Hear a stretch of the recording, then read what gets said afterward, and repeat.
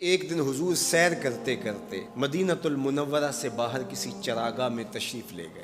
وہاں ایک قافلے نے پڑاؤ کیا ہوا تھا، ان کے سرخ رنگ کے اونٹ چل رہے تھے۔ ایک اونٹ حضور کو پسند آ گیا تو حضور نے ان سے کہا کہ یہ اونٹ بیچتے ہو؟ حضور نے پوچھا تو کہا جی بیچتے ہیں۔ فرمایا کہ میں کوئی تاجرانہ غرض سے تو چل کے آیا نہیں تھا، میں تو سیر کے لیے آیا، اچانک اونٹ پسند آ گیا، میں اپنے شہر جا کے اس کی قیمت تمہیں بھیج دیتا ہوں۔ انہوں نے کہا ہمیں منظور ہے۔ حضور نے اونٹ پکڑا اور چل دی۔ تھوڑی دیر کرنے کے بعد سکتے سے باہر آئے تو ایک دوسرے سے پوچھنے لگے، یار یہ جو شخص آیا تھا کسی نے اس کا پتہ بھی پوچھا؟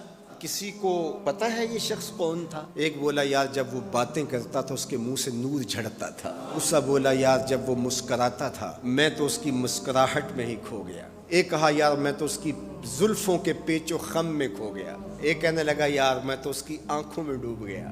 انہوں نے کہا جو بھی ہوا اب وہ اپنے حسن کا جادو جگا کے تم سے قیمتی اونٹ ہتھیا کے لے گیا۔ جب انہوں نے یہ کہا نا اونٹ ہتھیا کے لے گیا، اب تک خاموش بیٹھی قافلے کے سردار کی بیوی نے خیمے کا پردہ سرکایا، اور جنہوں نے کہا وہ اونٹ ہتھیا کے لے گیا ان سے مخاطبت کرتے ہوئے اس نے کہا اگر وہ پیسے دینے نہ آیا تو میں ضامنہ ہوں۔ اچھا تو جانتی ہے اسے؟ کہا اللہ میں بھی نہیں جانتی۔ تو کہا پھر ضمانت کیسے دے رہی ہو؟ کہا جب تم سودا کر رہے تھے میں نے خیمے کی اوٹ سے اس کا چہرہ دیکھا تھا، اور جس کا چہرہ اتنا سونا ہو وہ جھوٹا ہو ہی نہیں سکتا ہے۔